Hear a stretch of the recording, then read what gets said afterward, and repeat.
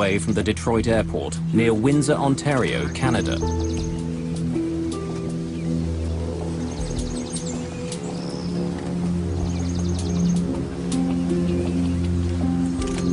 Investigators also find the plane's rear cargo door. Doors are not supposed to fall off airplanes, especially since it was a rather new airplane. You would not expect something like that to happen. When they examine the cargo area of the plane, they discover that the very design of the door makes it a potential weak spot. These don't look like they... Most doors on a jet open inward. In fact, the door is slightly larger than the frame it fits into. As the pressure builds inside a jet, this type of plug door is actually forced into the frame of the aircraft. The design makes the door extremely safe. But McDonnell Douglas designed the cargo door on the DC-10 to open outward. That decision was made to increase the amount of storage space on the plane. When it's closed, hooks on the DC-10's door grab hold of a bar on the plane's door frame. To make sure it's closed, baggage handlers push down on a lever, which drives locking pins through the hooks, which hold them in place.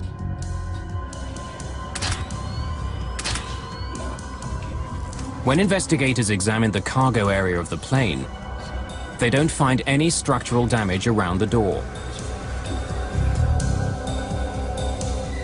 When they study the locks on the cargo door itself, they find that the latches are not completely closed. And the pins that are supposed to make sure the door is locked are not in their locked position. When we interrogated the cargo handler that closed the door, it became immediately apparent that he used excessive force to close the door. And in fact, he said he had to use his knee to get the door handle to go flush. Investigators make a frightening discovery. It's possible to close the lever on the outside of the door, even if the hooks and locking pins are not in the closed position.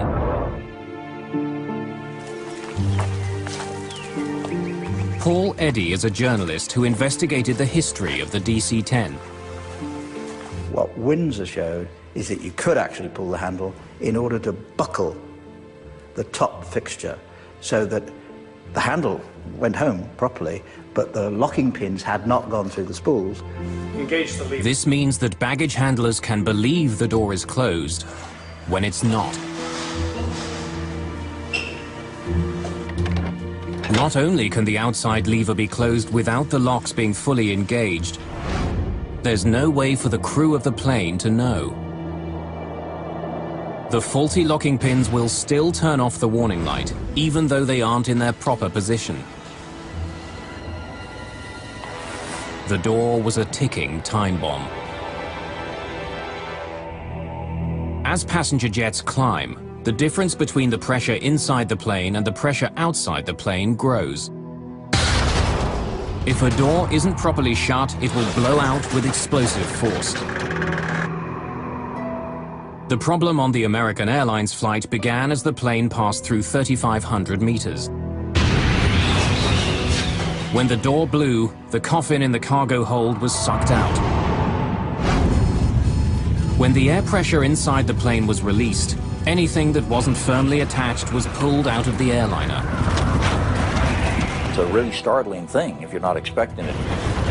What you've got is a lot of air stuffed inside this pressure vessel that now wants to get out. And the bigger the airplane is, the more powerful the hurricane of air leaving the airplane is during that period of time.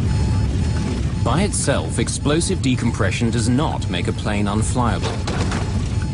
So why had Captain McCormick experienced such difficulties controlling his jet?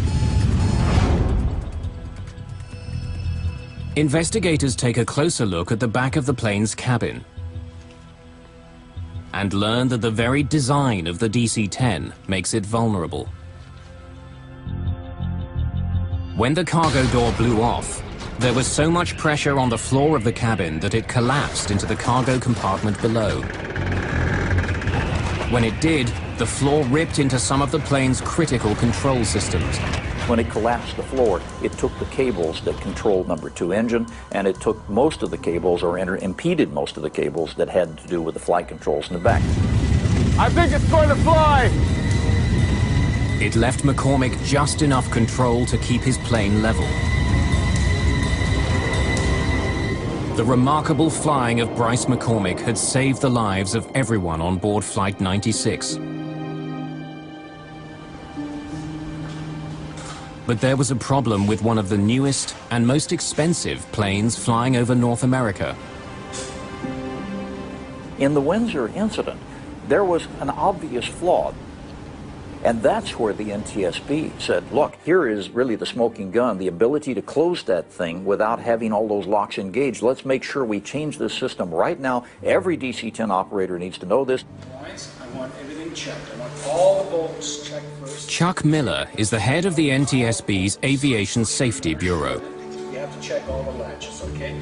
Every single latch. It's his responsibility to point out problems with the new DC-10 and propose solutions. He helps write the fixes he thinks McDonnell Douglas needs to make to keep the plane safe.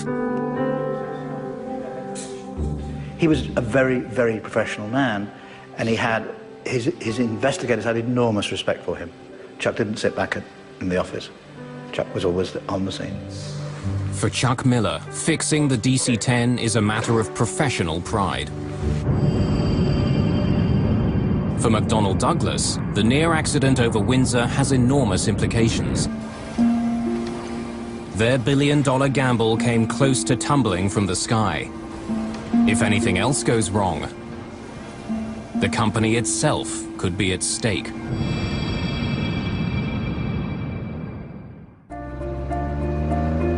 March the 3rd, 1974. A perfect spring-like day in Paris. It's been almost 2 years since a DC-10 came close to crashing near Windsor, Ontario.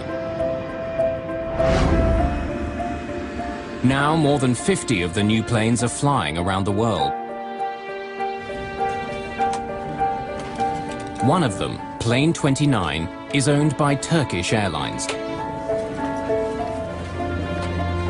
Normally, the last leg of this trip from Turkey to England wouldn't be very crowded. But today, the DC-10 is filling up fast. People are squeezing into seats throughout the plane.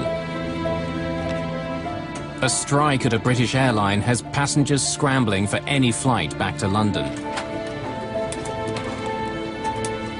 Wendy Wheel is one of many last-minute additions to the flight. A model, she's returning home after a shoot in Spain.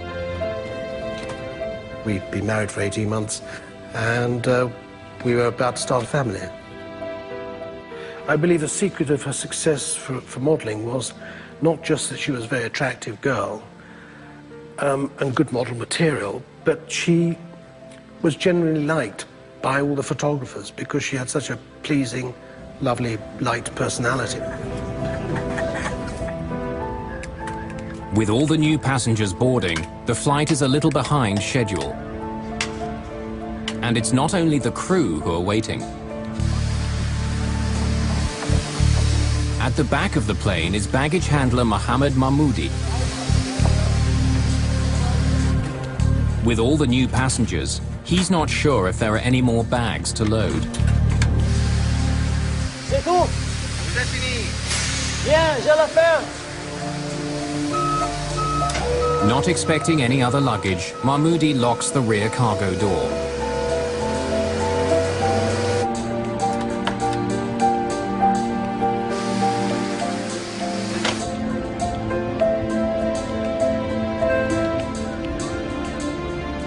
The DC-10 is set to go.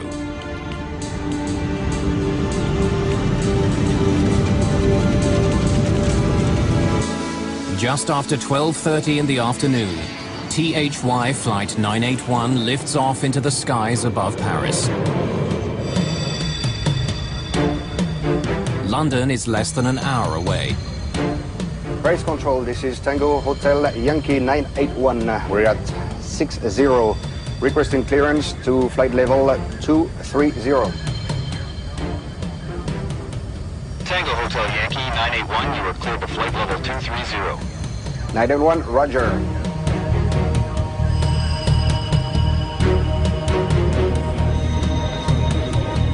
As it flies away from the airport, the DC-10 continues to gain altitude.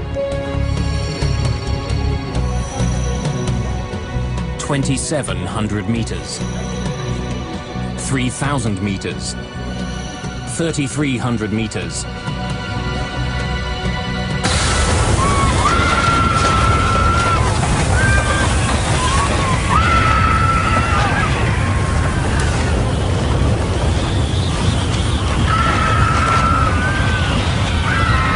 The huge jet shudders and banks to the left.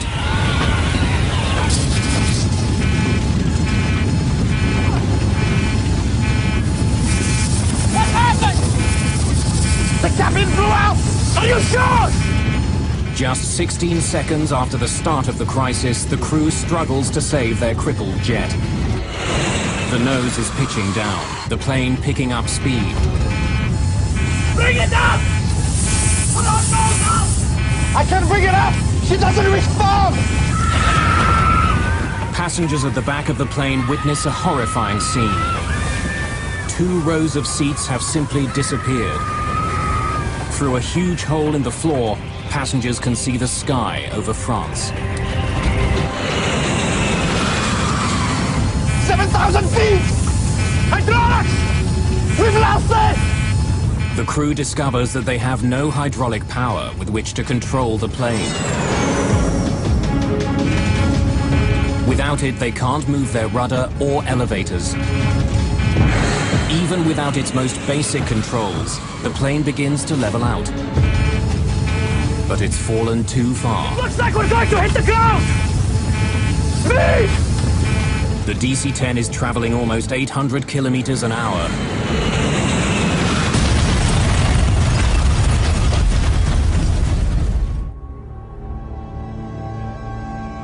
The flight from Paris to London never even makes it to the English Channel.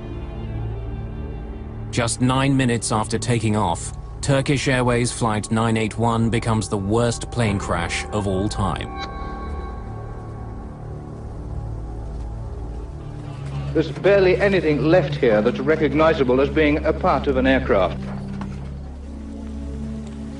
Flight 981, carrying 346 passengers, virtually disintegrates on impact.